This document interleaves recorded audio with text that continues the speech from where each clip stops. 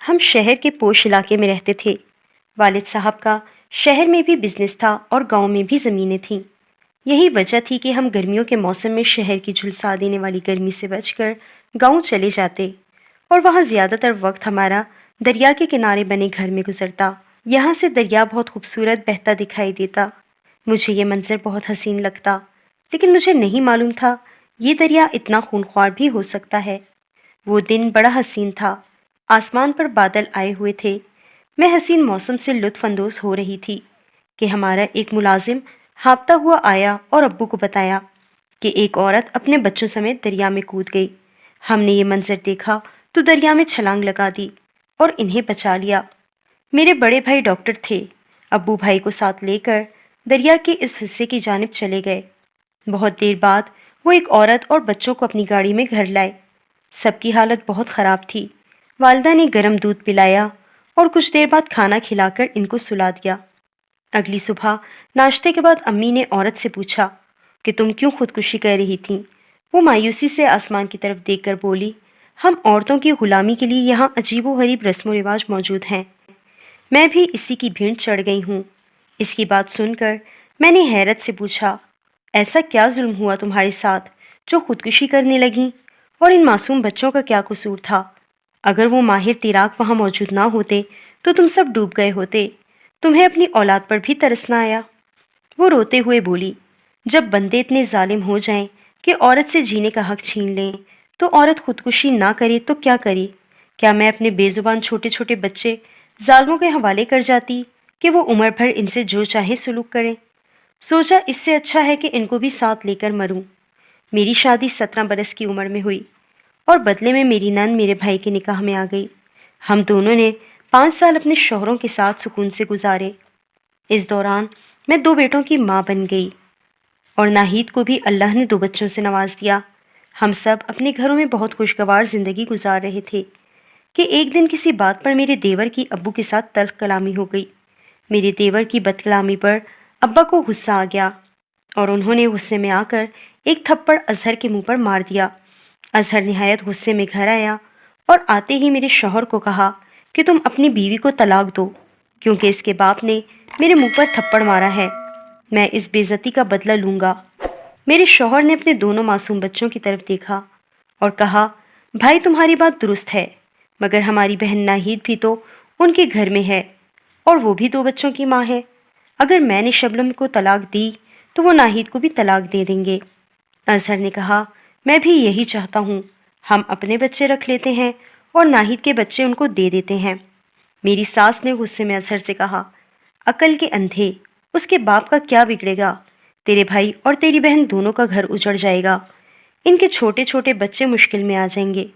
اظہر ماں کی بات سن کر غصے میں آ گیا، تو جب بولتی ہے خود غرض ہو کر بولتی ہے، کیا تجھے میری عزت کی کوئی پرواہ نہیں؟ اس نے کیسے جرأت کی مجھے تھپڑ مارنے کی اور میں بے غیرت تھپڑ کھا کر گھر آ گیا۔ اس سے تو اچھا ہے میں اپنے پیٹ میں چھری مار لوں۔ اظہر کی اس قدر جذباتی باتیں سن کر میرے شوہر نے بھائی کی منت کی، اتنا بڑا فیصلہ ایک لمحے میں نہیں ہو سکتا۔ میرے 2 بچے ہیں، ذرا سوچ سمجھ لینے دو۔ ٹھیک ہے تو سوچتا رہ، میں تو جا رہا ہوں اپنی بہن کو لینے۔ ابھی اس کو گئے 1 گھنٹہ بھی نہ ہوا تھا کہ گاؤں میں شور مچ گیا کہ اظہر نے اپنی بہن کے سسر کو قتل کر دیا ہے۔ جب میرے ابو نے بہو کو میکے جانے سے روکا تو بات بڑھ گئی۔ خود ناہید نے انکار کیا، وہ اظہر کے ساتھ میکے نہیں جانا چاہتی تھی۔ جب اظہر نے غصے میں آ کر ناہید کو لے جانے کی کوشش کی، میرے والد نے جب اظہر کو ایسا کرنے سے روکا تو اظہر نے میرے والد کے دل پر خنجر مار دیا۔ وہ موقع پر دم توڑ گئے۔ اس بات کی خبر گاؤں میں جنگل کی آگ کی طرح پھیل گئی۔ اظہر کو گرفتار کر لیا گیا۔ میرا شوہر ناہید کو اس ڈر سے گھر لے آیا کہ میرے میکے میں اسے کوئی نقصان نہ پہنچے۔ میں اپنے باپ کے جنازے میں گئی تو میرے بھائی نے بھی مجھے اپنے گھر آنے سے روک دیا۔ میرے بھائی نے اپنے دونوں لڑکے اپنے پاس رکھ لیے۔ یوں دونوں گھرانے اجڑ گئے۔ ہم دونوں کو طلاق ہو گئی۔ میرا پہلا شوہر مجھ سے محبت کرتا تھا۔ اس نے مجھے میرے 2 بچے دے دیے۔ ان کی کفالت سے تنگ آ کر میرے بھائی نے میری شادی ساتھ والے گاؤں میں کر دی اور بدلے میں میرے نئے شوہر کی بہن اپنے نکاح میں لے لیا۔ 2 اجڑے ہوئے گھر پھر بسا لیے گئے، لیکن میرے دل کی دنیا ابھی تک اجڑی ہوئی تھی کیونکہ مجھے اپنے پہلے شوہر سے بہت محبت تھی جو میرے 2 بچوں کا باپ تھا، اس کو بھی مجھ سے محبت تھی۔ دوسری شادی ہو جانے کے باوجود اس نے مجھ سے بچوں کو چھیننے کی کوشش نہیں کی۔ اس کا بھائی میرے والد کے قتل کے کیس میں جیل کے اندر تھا اور وہ اس کیس میں پھنسا ہوا تھا کہ کسی طرح بھائی کی جان بچ جائے اور اس کو پھانسی کی سزا نہ ہو سکے۔ سسر نے اپنی زمین بیچ کر مقدمے پر لگا دی۔ کیس چلتا رہا۔ اس دوران دوسرے خاوند سے میں ایک بیٹے کی ماں بن گئی۔ میں نے اس سے شادی سے سمجھوتا کر لیا تھا، تاہم اس کی بہن میرے بھائی کے ساتھ ہرگز خوش نہ تھی، کیونکہ وہ اپنے چچا زاد سے محبت کرتی تھی، جس کے ساتھ میرے شوہر کی دشمنی چل رہی تھی۔ تبھی آئے دن وہ میرے بھائی کے ساتھ گھر میں مسئلے کھڑے کرتی رہتی تھی۔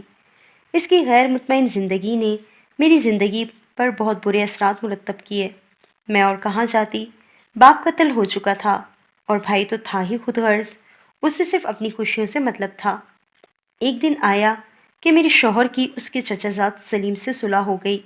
وہ ہمارے گھر آنے جانے لگا۔ جب سمینہ کو علم ہوا تو وہ تڑپ گئی اور میرے بھائی سے روٹھ کر میکے آ بیٹھی۔ بھائی اسے لینے آیا تو ساتھ جانے سے صاف انکار کر دیا۔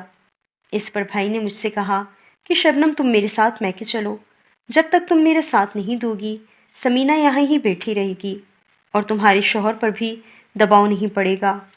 اس پر دباؤ ڈالنے کے لیے تمہیں بھی شوہر کا گھر چھوڑ کر اس وقت تک میکے میں رہنا ہوگا جب تک کہ سمینہ کو مجبور ہو کر یہ لوگ واپس نہیں کرتے۔ گویا میں ایک بے جان کھلونا تھی جسے ہر کوئی استعمال کر سکتا تھا۔ میں نے سمینہ کی منت کی، بھابھی تم میرے بھائی کے ساتھ گھر واپس چلی جاؤ، آخر کب تک یہاں رہو گی؟ اگر تم نہیں جاؤ گی تو لامحالہ بھائی مجھے لے جائے گا، یوں تنازع بڑھ جائے گا، بچے الگ پریشان ہوں گے۔ اس نے میری بات نہیں سمجھی کیونکہ اس کے سر پر تو عشق کا بھوت سوار تھا۔ سمینہ نے اپنے والدین کی بات بھی نہ سنی۔ وہ کہتی تھی مجھے طلاق چاہیے۔ باپ نے اسے مارا، بھائی نے جان سے مارنے کی دھمکی دی۔ سمینہ پر کوئی اثر نہ ہوا۔ نتیجہ یہ نکلا کہ میرا بھائی ایک روز آ کر مجھے لے گیا۔ ایک بار پہلے گھر اجڑا تھا، دوسری بار جو بے دلی سے بسایا وہ بھی اجڑ گیا۔ بھائی کے گھر آ کر میرا چھوٹا بیٹا بیمار ہو گیا۔ 2 دن بھائی کی التجا کرتی رہی، میرے بیٹے کو ڈاکٹر کو دکھا دو۔ بھائی نے میرے چھوٹے بیٹے کی بیماری پر توجہ نہ دی۔ وہ اس جہاں کی تکلیفوں سے آزاد ہو گیا۔ میرے بیٹے کی موت پر غم سے برا حال تھا۔ میرے دوسرے شوہر نے بھی مجھے طلاق دے کر میرے غم میں اضافہ کر دیا۔ اس کے نزدیک میں اس بچے کی موت کی ذمہ دار تھی۔ میرے اب دونوں بچوں کی ذمہ داری بھائی پر تھی۔ وہ اپنی ضرورت کے تمام کام مجھ سے کروا لیتا، لیکن میرے بچوں کی ضرورتوں کا بالکل خیال نہ رکھتا۔ فقر و فاقوں سے تنگ آ کر میں نے اپنے مسائل کو حل کرنے کے لیے بچوں سمیت دریا میں چھلانگ لگا دی، تو آپ لوگوں نے بچا لیا۔ اب میں اور میرے بچے اپنے بھائی کے جہنم زدہ گھر میں روز جئیں گے، روز مریں گے۔ شبنم اپنی داستان ختم کر کے پھوٹ پھوٹ کر رو دی۔ اس کی داستان سن کر ہم سب کی آنکھوں سے بھی آنسو روا تھے۔ شبنم کچھ دن ہمارے ساتھ گاؤں میں رہی۔ امی اور ہم سب کی محبتوں سے ان کے مرجھائے ہوئے چہرے کھل گئے۔ شبنم کو امی اپنے ساتھ شہر لے آئیں اور اس کے بچوں کو اسکول میں داخل کرا دیا۔ ہماری اس نیکی کے بدلے شبنم دن رات امی کی خدمت کرتی۔ زندگی میں اپنوں سے ملی اتنی تلخیوں کے بعد وہ ہمارے گھر پر باعزت زندگی گزار رہی ہے۔